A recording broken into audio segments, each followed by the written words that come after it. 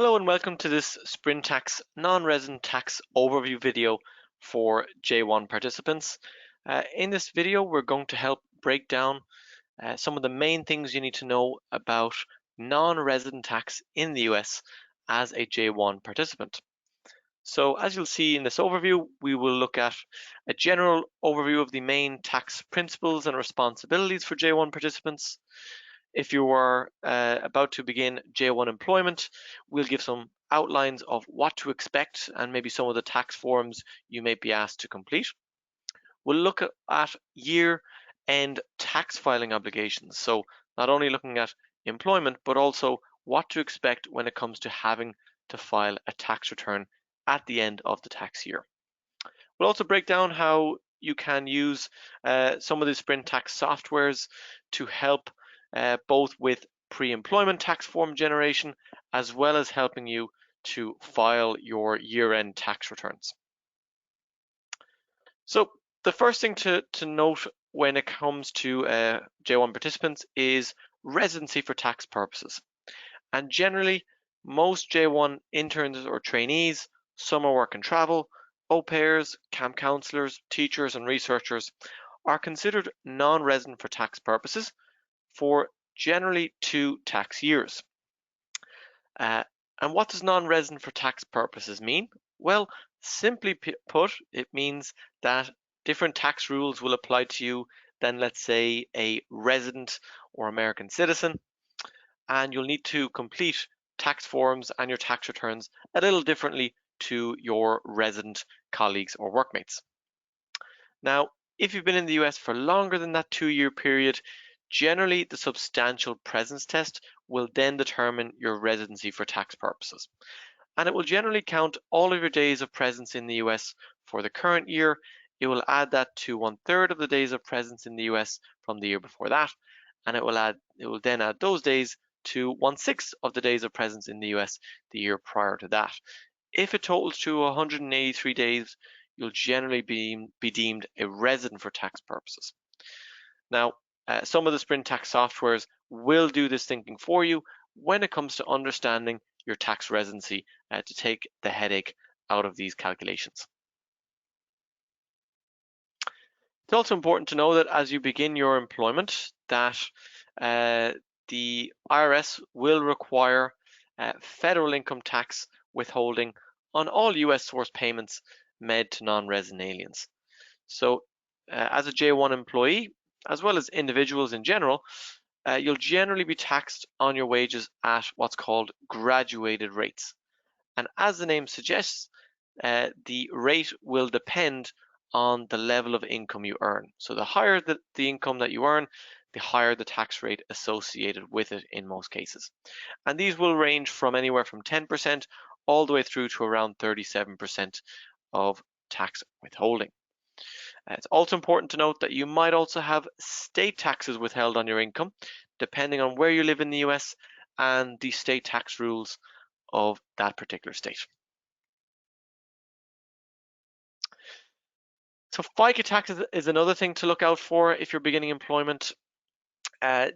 Generally, J1 non-residents for tax purposes are exempt from paying FICA taxes. And this is more widely known as Social Security or Medicare taxes.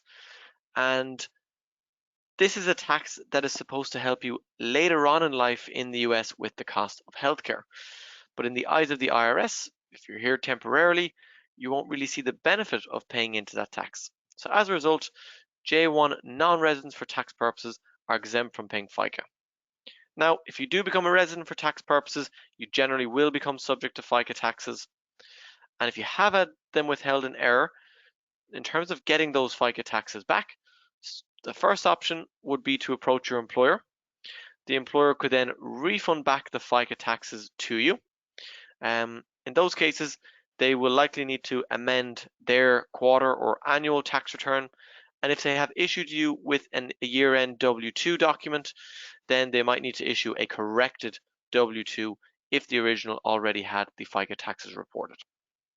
Now, if the employer refuses to refund the FICA taxes back, you can file a FICA return via Form 843 and 8316, and one of the return softwares can help do this for you. Depending on your category of visa, depending on the type of income you're earning, depending on what type of work you're performing and your duration of time in the US, as well as other factors, there may, in some cases, be a tax treaty that you could utilize, and that can help to perhaps reduce the level of tax you pay or exempt a certain amount of income from tax withholding entirely. Now, this is something that our Sprintax Forms and Return software will take into account, so we'll touch base on that a little later. But it is important to know that there are around 66 foreign tax treaties with the US that can help with your taxable income and might help to exempt some of your income from tax withholding. So a quick run through of some of the pre-employment tax forms when you're on J-1 employment. First one is a W-4. It's very likely that your employer will ask you to complete and sign a W-4 form. Basically what this form helps to do is it helps your employer to deduct the correct amount of federal taxes from your pay. So it'll ask for a range of various details, and this is something that the Sprintax Forms software can help you to prepare so that it's completed correctly as a non-resident, so that your employer is deducting the correct amount of federal taxes from your pay. The other form is Form 8233, and this is generally used if you did have a tax treaty benefit that you could apply on your income. And in this case, an 8233 document would be used to claim that tax treaty benefit, and you would need to complete it, sign it, provide it to your employer. They too would need to sign it and then provide it to the IRS to apply that treaty benefit. So it can be a tricky document because you do need the various treaty article information, and that is why Sprintax Form software will help to do that for you, because it can be difficult to research tax treaties on the IRS website. So then when it comes to the year-end tax filing obligations, so let's say you've worked the entire tax year and you're maybe wondering who needs to actually file a tax return now that we've reached the end of the year. Well, it's important to know that every J-1 visa holder that's a non-resident and an exempt individual must complete at a minimum Form 8843, regardless of whether or not you earned US income and regardless of the days of presence. So if you were present for a single day on US soil during the tax year, you will need to file Form 8843. And then in terms of who needs to file the federal tax return, which is called a 1040 NR for non-residents, the rule there is simple. Basically, if you've earned any US taxable earnings or income over $0, you will need to file a federal tax return.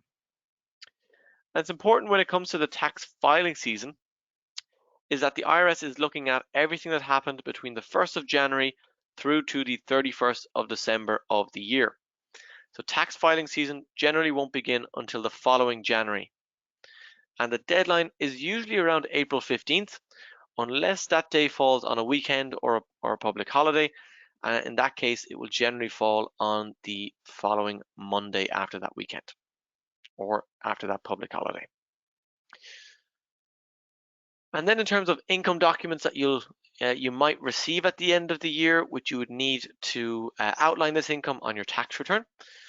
The first and the most popular for J-1 participants is a W-2. This will outline all of the wages, salary, or compensation from the entire tax year and the tax that was withheld on it. So you'll use this information when completing your tax return. If you're going through Sprintax software, you'll be able to use and upload this income document on the software, and it's used to report the income you've earned and the tax withheld.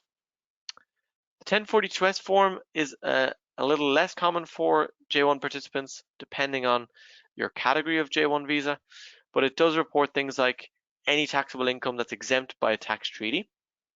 It can reflect things like royalty payments, prizes or awards, or for any of you that might be perhaps receiving taxable scholarships, maybe at a university or elsewhere, 1042Ss would generally reflect taxable scholarships. 1099 series then will reflect things like rental income, investment income, or work as an independent contractor. So when you have all of your income documents, Sprintax Returns is the first software that can help to prepare non-resident tax returns at the end of the year. So you'll go through an online tax questionnaire, and the Sprintax software will help to figure out and confirm what your federal tax filing obligations are, whether you have state tax filing obligations. It will complete Form 8843. You might be eligible to electronically file your federal tax return. It can help with FICA returns if your employer has refused to issue a FICA refund back, and it can help with things like amended tax returns and previous year-end returns as well. And then Sprintax Forms is our second software that helps to prepare your J-1 employee pre-employment tax forms.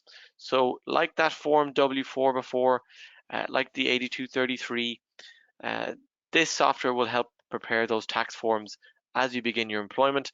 It will also confirm your residency for tax purposes, and it will confirm your exemption from FICA taxes. So this helps to ensure that you're getting taxed correctly on your income from your employer. And just to confirm then the difference between Sprintax Returns and Sprintax Forms. Sprintax Forms prepares tax forms prior to employment, such as your W-4, 8233, outlines residency and FICA exemption, while Sprintax Returns looks after your end-of-year federal and state tax filing returns for all of the US income you earned during the year. So you might receive separate communication about both services, but it's important to note that both softwares are there to help you with understanding your tax position and tax filing obligations. So I hope this short video has helped outline your potential tax filing obligations as a J-1 participant, as well as your year-end tax filing return needs. Of course, if you do need questions or support along the way, you can go through the live chat on sprintax.com. Of course, you can reach Sprintax Forms or Sprintax Returns by visiting www.sprintax.com and either choosing Forms or Returns. So I hope this video helped, and I wish you the very best of luck as you embark on your J-1 journey this year.